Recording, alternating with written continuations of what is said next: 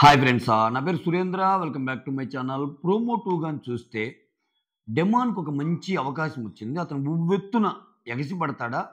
లేకపోతే ఆయన గేమ్‌ని మార్చుకోగలడా? ఇక్కడ 2 సినారియోస్ ఉన్నాయి. మనం అనుకున్నంత ఈజీ కాదు. ఇప్పుడేంటంటే మనకు ఎలా కనిపిస్తదంటే, బిగ్ బాస్ అతన్ని బాగా సప్రెస్ చేసాడు కాబట్టి నెక్స్ట్ నుంచి అలా తీసుకెళ్ళేవాళ్ళుంటారు. ఫర్దర్‌గా పోగొట్టుకునేవాళ్ళు కూడా ఉంటారు. ఇతను ఎలా ఉండబోతుంది ఇతని గేమ్ అనేది మాట్లాడుకుందాం. దాని తర్వాత సంజన గారిని ఇంకా కీప్ ఆన్ సుమన్ శెట్టి విషయంలో అన్న మాటల్ని అంత పెద్ద తప్పుల్లాగా ట్రీట్ చేసి అంటం ఎలా అనిపిస్తుంది కమెంట్ చేయండి. నెక్స్ట్ మాధురి గారిని ఏదైతే అన్నారో గురివింద గింజ సామెత కొంచెం గట్టిగానే అన్నట్టు ఆ మురికి ఆ డైలాగు ఉపయోగించాడంటే, తర్వాత కళ్యాణ్ దాంట్లో అసలు తప్పు ఉందా? సో ఇటువంటి విషయాలన్నీ మాట్లాడుకుందాం. ఓకేనా? దానికంటే ముందు వీడియోని లైక్ చేసి చూడండి. ఎస్, ఇక్కడ నలుగురు కత్తులు దించుతాడు. రావటం సంజనాకు ఒక కత్తి, ఇమ్మాన్యుల్కి ఒక కత్తి, ఆ తర్వాత కళ్యాణ్కి ఒక కత్తి, డిమాన్కి ఒక కత్తి, ఇలా కత్తులు దించుతాడు. ఇక్కడ సంజనాని ఏంటంటే, నువ్వు నామినేషన్లో లేకపోతే మాటలు అలా జారతావా? అలా జారటం తప్పు కదా అంటాడు. అది నాకు సార్ తప్పు అని చెప్పడం కాదు, ఆమె చాలాసార్లు తప్పు అని చెప్పిద్ది. ఆమె చాలాసార్లు తప్పు అని చెప్పి సారీ చెప్పి, అన్నయ్య సారీ నేను పొరపాటు అయిపోయిందని చెప్పి సుమన్ శెట్టికి చాలాసార్లు ఇక నుంచి మనం బాగుందాము, నీ మీద నాకు అటువంటి ఉద్దేశం లేదని చాలాసార్లు చెప్పింది. చాలాసార్లు చెప్పినా కూడా దాన్ని ఎత్తటం. ఇప్పుడు ఒక తప్పు జరిగిందబ్బా, బిగ్ బాస్లోకి వచ్చి ఏం చేపిస్తారు? సరే అపాలజీ చెప్పించుకో, సుమన్కి సారీ చెప్పు అంటారు. అది బిగ్ బాస్ స్టేజ్ ముందు కాదు కదా, ఆమె ఇంట్లోనే చెప్పింది చాలాసార్లు. మళ్ళీ ఎందుకు అంత డ్రాగ్ చేస్తున్నారో అర్థం కావట్లేదు. ఓకే, సో ఎందుకు ఆమె గేమ్ని ఏమైనా డౌన్ చేయాలని ప్రయత్నిస్తున్నారా ఏంటి అనేది క్లారిటీ లేదు. సో అదొక ఇది చూపించారు. నెక్స్ట్ మాధురి, నీకు అంటే ఇప్పుడు సంజనా గారి మీద ఒక పాయింట్ కోపంగా మాట్లాడారు కాబట్టి సంజనా గారికి ఈసారి ఉపశమనం కలిగే ఇదనమాట. సంజనా వర్సెస్ మాధురి జరిగిందన్నారు. నీకు నచ్చకపోతే నచ్చలేదని చెప్పాలి కానీ, సో సెన్స్లెస్, మైండ్లెస్, అది ఇది స్టూపిడ్ ఇలా పదాలు పట్టపోయిందమ్మా. మనం అనే ముందు మనం కూడా చూసుకోవాలి కదా. గురిగింజ లాంటి సామెత నీకు పనికి వస్తుంది అన్నట్టు ఇచ్చి పడేశాడు. తర్వాత కళ్యాణ్ తనూజ విషయంలో కళ్యాణ్ కమాండింగ్గా మాట్లాడాడు అని నాకు సరికి ఎందుకు అనిపించిందో ఆ ముందు చూడలేదా? నాకైతే ఎస్, కొంచెం చిన్న విషయాల్లో ఆమెని పోక్ చేశాడు అనేది నిజమే. పోక్ చేశాడు, అది ఆయనే ఒప్పుకుంటాడు. ఆయన ఒప్పుకొని ఆయన పోక్ చేసిన సందర్భంలో సారీ చెప్తాడు. అయితే ఇక్కడ ఈ పర్టికులర్ విషయంలో నాకెందుకు దివ్య ఓవర్ యాక్షన్ చేసిందేమో అనిపించింది. ఇష్యూ ఏంటి? చపాతీలోకి ఆలూ కర్రీ అయితే బాగుంటుంది, బెండకాయ కర్రీ అన్నంలోకి బాగుంటుంది అనేది వాళ్ళ ఇది. లేదు మీరు చెప్పినట్టు నేను చేయను, అక్కడ ఏ పాడైపోతుంటే వాటిని ముందు చేస్తాను అన్నట్టు ఉంటుంది. పోనీ కాసేపు తనూజ మాటే కరెక్ట్ అనుకుందాం, ఎందుకంటే ఆమె కిచెన్ అంతా చూస్తుంది కాబట్టి. అది వెంటనే బెండి దగ్గరికి వెళ్ళినప్పుడు దివ్య చెప్తుంది ఆల్రెడీ ఏమని, బెండి కంటే ఆలు కూడా పాడవుతున్నాయి, ఆలుకి మొక్కలు వచ్చేసినాయి అన్నట్టు చెప్తుంది. చెప్పినప్పుడు ఇక్కడ ఈ రెండు పాడయ్యే అయినప్పుడు మెజారిటీ ఆఫ్ ది పీపుల్ చపాతీలోకి ఆలు కర్రీ తినేటప్పుడు ఏంటి ప్రాబ్లం అంటే ఆయన చెప్పింది కూడా అదే కదా. విచిత్రం ఏంటంటే కళ్యాణ్ వాదన సమర్థిస్తూ కూడా దివ్య లైవ్లో అవునవునవును అది కరెక్టే, అది చేసుకుంటే బెస్ట్ అన్నట్టు అంటది. ఇక్కడ దివ్య ఏం చేస్తుందంటే తనూజాకి అగెనిస్ట్గా మిగిలిన వాళ్ళు ఉన్నప్పుడు తనూజాకి అగెనిస్ట్గా చిన్న హింట్లు ఇచ్చి మాట్లాడింది. అవును కరెక్టే, ఆమె అలా ఉంది ఇలా ఉంది, అబ్బో రేషన్ మేనేజర్ గారిని భరించలేకపోతున్నాం అని అది ఇది అన్నట్టు అంటది.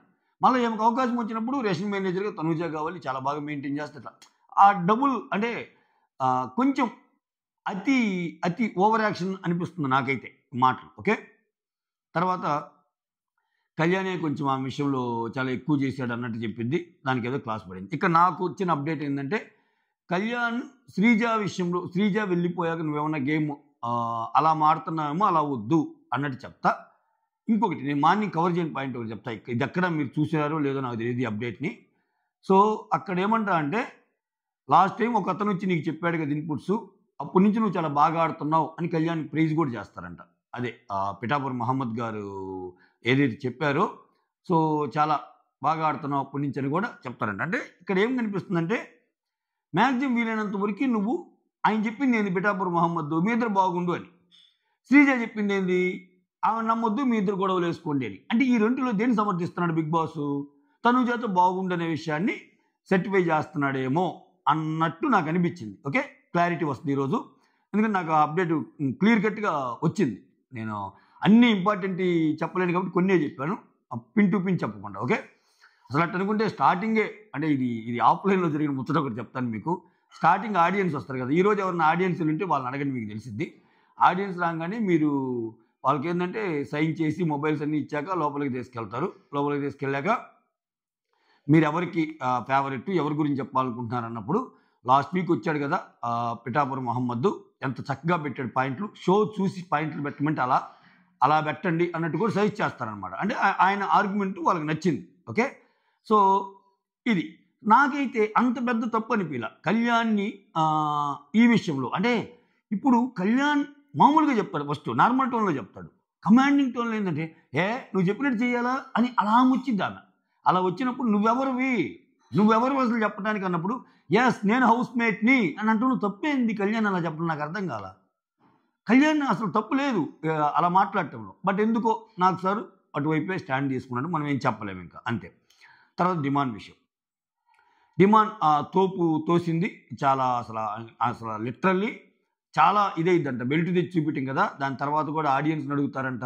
ఆడియన్స్లో ఒక అమ్మాయి ఉంది కదా, ఆ ఒక అమ్మాయో లేడీనో సరే, వాళ్ళు ఏం చెప్తారంటే డెసిషన్ తీసుకునే ముందు ఇది రీతు విషయంలో జరిగింది కాబట్టి, అంటే లైవ్ అప్డేట్ నాకు ఉంది కాబట్టి చెప్తున్నా, రీతునే డెసిషన్ తీసుకోమన్నాం అంటే రీతుని అడిగితే అంత పెద్ద డెసిషన్ వద్దులేస్తారు అది దాన్ని చివరికి ఏదో చెప్పి ఇది చేస్తాంట. సో గేట్స్ ఓపెన్ అంటారు, ఫస్ట్ అయితే వినరంట రీతు మాట కూడా, తర్వాత ఏదో లోపల ఉంచుతారు అన్నట్టు, ఇటువంటి రిపీట్ కాకుండా చూసుకోవాలంటే చెప్తారంట. సో ఈ సిచ్యువేషన్ బట్టి నాకేమనిపిస్తుంది అంటే ఇక్కడ రెండు రకాలుగా చేస్తారు బిగ్ బాస్. సంజన గారి విషయంలో ఆడిన గేమే ఆడాడు అనుకో, సపోజ్ నువ్వు తప్పు చేసావు, బట్ ఈరోజు నువ్వు ఇంట్లో ఉండటానికి కారణం రీతు నిన్ను లోపలికి ఉందమండి కాబట్టి ఉంచాము అన్నట్టు ఏమైనా క్రియేట్ చేశావు అనుకో, అసలు చాలా లైవ్లో జరిగే మనకి చూపించడు. మీకు తెలుసో తెలియదో కొన్ని ఇంపార్టెంట్ కూడా ఎత్తేస్తాడంట. అది నాకు ఎలా తెలుసు అంటే, లాస్ట్ వీక్ ఒక ఇన్సిడెంట్ చెప్తాను. అది మీకు రాముని తక్కువ చేసి చూస్తే విషయంలో క్లాస్ పడిద్ది కదా, ఎవరెవరికి తనూజాకి రీతుకి వీళ్ళ క్లాస్ పడిద్ది కదా, అప్పుడు నాకు సార్ ఒక మాట అంట, అది మనకు కట్ చేశాడు. ఏం మాట అంటే మీకంటే పెద్ద సెలబ్రిటీ ఆయన, మీకంటే అసలు ఆయన బాడిన పాట ఎన్ని మిలియన్స్ తెలుసా, మీరేమి ఆయన తక్కువగా చూడాల్సిన ఇది లేదు అన్నట్టు క్లాస్ చాలా బిగుతా అంట క్లాస్. సో అది చాలా కట్ చేశాడు.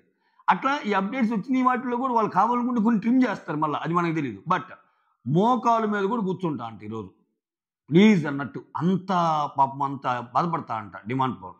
సో అంత బాధలో ఒకవేళ ఈ స్క్రీన్ ప్లే నిజమయ్యి రీతు మాట వల్లే ఇప్పుడు బిగ్ బాస్ ఓకే తప్పేదో అయిపోయింది, నువ్వు ఇంట్లో ఉండంటే ఒకటి అక్కడ నువ్వు తోసింది రీతు కాబట్టి రీతు డెసిషన్ మీద నేను పోదాం ఉంచేది పోయేది రీతు డెసిషన్ మీద అని చెప్పి రీతు ఉంచండి సార్ అని అంటే, ఫ్యూచర్లో వీళ్ళిద్దరికి ఏదైనా గొడవ అయినా, ఫ్యూచర్లో వీళ్ళిద్దరికి ఏదైనా పడకపోయినా రీతు వల్లే నువ్వు ఉన్నావు, అరే నువ్వు ఇంత చేస్తున్నావు, నేను ఆ రోజుగా నీకు అగెనిస్ట్కి వెళ్తే నువ్వు ఈ పాటికి వెళ్ళిపోయేవాడివి అన్న డైలాగులు వస్తే డిమోటివేట్ అవుతారు. ప్లీజ్ దయచేసి అది చేయొద్దు. ఈ చిన్న విషయాలను అడ్డు పెట్టుకొని సంజన గారి విషయంలోనేమో ఆ ఫేక్ ఎలిమినేషన్ ఒకటి చేసి సాక్రిఫైజులతో ఒకటి ఇచ్చేసి ఇప్పటికీ ఆ సాక్రిఫైజుల గేమ్ నడుస్తూ ఉంది. ఇప్పటికీ చాలామంది సాక్రిఫైజ్ చేసింది కదా సంజన కోసం అంటారు. ఇది నాకు అర్థం కాదు. అక్కడ జరిగిందే ఫేక్ ఎలిమినేషను ఆమెది.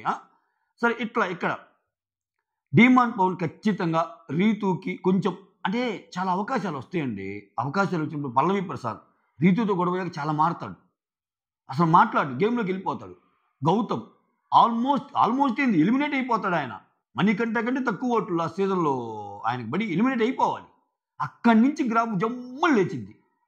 ఆడతా ఒక్కడే ఇంకా ఆయన గేమ్ ఆయన ఆడుకుంటే వెళ్ళిపోయి వైల్డ్ కార్డ్స్లో వచ్చిన వాళ్ళు రన్నర్ కూడా అవ్వచ్చు అన్న స్టేజ్కి వెళ్ళిపోతాడు. నిఖిల్కి చాలా ఓట్ బ్యాంక్ ఉంటుంది స్టార్టింగ్ నుంచి. సో అట్లా ఇతనికి ఒక మంచి అవకాశం వచ్చింది, జమ్ముని వెళ్ళిపోవచ్చు డిమాండ్. బట్ అలా ఎల్లనిస్తారా వీళ్ళు, అదే డౌట్. ఈ సీజన్ అంతా డిఫరెంట్గా కొనసాగుతుంది. అందుకని అలా ఎల్లనిచ్చి టాప్ 5లోకి వెళ్ళాలంటే అక్కడ 3 పొజిషన్లు క్లియర్ కదా, ఎవరెవరి Tanuja, Kalyan and Emmanuel top 5లో. ఇంకా 2 పొజిషన్లు ఖాళీ ఉంది, తనూజ, కళ్యాణ్, ఇమాన్యుల్. ఇదైనప్పుడు ఇంకా 2 పొజిషన్లో ఒకవేళ డిమాండ్ కానీ ఉంటే ఇంకెవరు ఒక్కరు ఉండాలి. అది ఆ ఒక్కరిలో సుమన్ శెట్టి, సంజన చాలామంది పోటీ పడుతున్నారు. సో వీళ్ళతో పోల్చుకుంటే నిజంగా ఏమో రీతును కూడా తీర్చే అవకాశం ఉంది. అంత ఉంటుందా? ఆ రకంగా అసలు ఇతను గేమ్ ఆడగలడా? ఇది 3-4 ముచ్చట కానీ మిగిలిద్దా? ఎందుకంటే నీకు ఇటువంటి ఇన్పుట్స్ ఆల్రెడీ ముందు కూడా వచ్చినాయి. మనం ఇట్లా ఇట్లా చాలా వచ్చినా కానీ పాడు చేసుకున్న వాళ్ళు చాలా మందిని చూసాం విన్స్. ఎగ్జాంపుల్ విష్ణుప్రియ. వద్దొద్దు నీకు అసలు చాలా ఇదిగా వెళ్ళిపోతున్నావు, నువ్వు నీ వరకు నువ్వు ఆడుకుంటే ఇంకా గేమ్ చాలా డెవలప్ అయిద్దన్నా కానీ నీకు తెలియదులేనా అన్న, నీకు తెలియదులేని వదిలేస్తుంది అందరిని. అలానే డిమాండ్ పవన్కి చాలా ఇన్పుట్స్ వచ్చినాయి. ఇప్పుడు రీతుతో క్లోజ్ బాండ్ లేకపోతే నిజంగా అలా తోయగలిగేవాడా? అదంతా ఎందుకు జరిగింది? ఇప్పుడు ఇద్దరు క్లోజ్ బాండ్స్ ఉండి క్లోజ్ ఫ్రెండ్స్ అయినప్పుడు అలా తొయ్యటం అనేది జరిగింది. సరే ఆ తొయ్యటం అనేది కొంచెం గట్టిగానే అనిపించింది చూసే మనకి. సంజన గారు కూడా అదే అన్నారు. సో అది చాలా వెళ్తుందిరా బయటికి అది ఇది అన్నారు. ఆ మాటని బాగానే సీరియస్గా తీసుకున్నట్టున్నారు బీబీ టీం, వేసేసారు. రెడ్ ఫ్లాగ్ దాకా తీసుకెళ్ళారు దాన్ని. ఓకేనా? సో ఇక్కడ ఆ అవకాశాలు ఒకరికొకరు ఇచ్చుకోవడం ఎవరు? వాళ్ళ క్లోజ్ బాండ్ వల్ల, వాళ్ళ ఇది వల్ల. సో ఇక్కడ డిమాండ్ పవన్ తెలుసుకోవాల్సింది ఏంటంటే, నువ్వు ఒక కమిట్మెంట్తో గేమ్ షోకి వచ్చినప్పుడు, నీ ఇంట్లో చాలా బాధలు అనుకున్నప్పుడు ఈ ఈ కంటెంట్ని ఫ్రెండ్లీగా ఉండు. హౌస్లో ప్రతి ఒక్కరికి ఒక బాండ్ కావాలి, ఫ్రెండ్లీగా ఉండడం తప్పులేదు. బట్ గేమ్ను మర్చిపోకూడదు. అందరితో కలవటం, గేమ్ ఆడటం, న్యాయం ఉన్న చోట నిలబడటం, ఇట్లా. అంతేగాని ఫస్ట్ నేను, నా తర్వాత రీతు, ఫస్ట్ నేను తర్వాత రీతు, ఇట్లా ఉన్నావు అనుకో, ఫస్ట్ నువ్వు వెళ్ళిపోతావు, తర్వాత రీతు వెళ్ళిపోద్ది, అట్టయిద్ది. అట్టగా నువ్వు ఆడావు అనుకో, నువ్వు చాలా ముందుకెళ్ళే ఛాన్స్ ఉంటుంది. సో ఇది ఇతని విషయంలో ఏమైనా జరగవచ్చు అనే చెప్పడం నా ఉద్దేశం. ఓకేనా? చూడాలి, కాలమే సమాధానం చెప్పింది. బట్ చాలా మంచి అవకాశం డిమాండ్కి. ఎందుకంటే ఆయన కండబలం ఉంది, బుద్ధిబలం ఉంది, చాలామంది ఆయన ఓన్ చేసుకుంటున్నారు. మీకు అసలు ఆయనకి ఫ్యాన్ బేస్ పరంగా పాపం ఆయనకి పిఆర్ టీం అంత లేక చాలా ఇదై ఉన్నాడు. కానీ చాలా అసలు హయ్యెస్ట్ వ్యూస్ వచ్చిన రీల్ అంట నిన్న డిమాండ్ పవన్ గేమ్ గురించి ఒకటి వేస్తాడు కదా, ఎవరన్నా మిగిలారా అని, విక్రమార్కుడు సినిమాలో లాగా అది. So that itself indicates demand Pawan craze ఉంది, బయట పబ్లిక్లో క్రేజ్ ఉంది. సో ఆయనకి సంబంధించి పిఆర్ కమెంట్లు పెట్టకపోవచ్చు, ఆయన్ని పిఆర్లో చేసే పనులు. బట్ ఈయనకి అది లేకపోవచ్చు, కానీ ఉంది. దాన్ని ఇంకొంచెం సద్వినియోగం చేసుకుంటే వేరే లెవెల్కి ఉండే అవకాశం ఉంది. ఇక తనూజ గారి క్లాస్ బిగుతాను అని అన్నారంట ఆదివారం, ఏమో చూడాలి. అంటే ఇక్కడ ఇక్కడ ఇమ్మాన్యుల్ నెక్స్ట్ జరగబోయేదంట. ఇమ్మాన్యుల్ తనూజ విషయంలో కూడా ఇమ్ముకే క్లాస్ పడిందంట. ఏంది ఆ సైగ చేసేది. అది కాకుండా ఇంక 2 పాయింట్లు చెప్పాడు ఇమ్మాన్యుల్. ఆ 2 పాయింట్లో నేను నీకు ఎందుకు హెల్ప్ చేయలేదు, నువ్వు హెల్ప్ చేసిన ప్రతిసారి నువ్వు అసలు ఏం చేసావు అంటున్నావు కదా, అటువంటి అడగరు బిగ్ బాస్ టీం. సో ఇక్కడేం ఒకటి, మనం ఏదైనా తప్పు అర్థం చేసుకుంటున్నా ఉండాలి గేమ్ని. ఎందుకంటే అసలు ఆ అమ్మాయి తప్పులే లేనప్పుడు ఎలా అడుగుతారండి? తనూజే 100% తప్పులేవు, కరెక్ట్గా ఉంది కాబట్టి కరెక్ట్గా ఉన్నారు అన్నట్టు అర్థం చేసుకోవాలి. లేకపోతే అమ్మాయి తప్పులు ఉన్నా అడగకుండా మిగిలిన వాళ్ళని అడుగుతున్నట్టయినా అర్థం చేసుకోవాలి. ఇది మ్యాటరు. ఇది సెకండ్ ప్రోమోలో జరిగింది. ఇక్కడ మ్యాక్సిమం ఎలిమినేషన్ వచ్చేసరికి గౌరవే అవ్వచ్చు అనేది అంటున్నారు. జస్ట్ లీక్స్ వస్తున్నాయి, ఇంకా జరుగుతుంది. 7ంటికి అలా. టైం ఎంత అయిందిరా? చెప్పలేము. ఈ వీడియో అప్లోడ్ అయ్యేసరికి అది జరగని కూడా జరిగింది. కుదిరితే నేను ఇన్స్టాగ్రామ్లో అప్డేట్ చేస్తాను, ఎలిమినేషన్ స్టోరీలో పెట్టేస్తా. That's all. Thank you so much. Signing off me Surendra.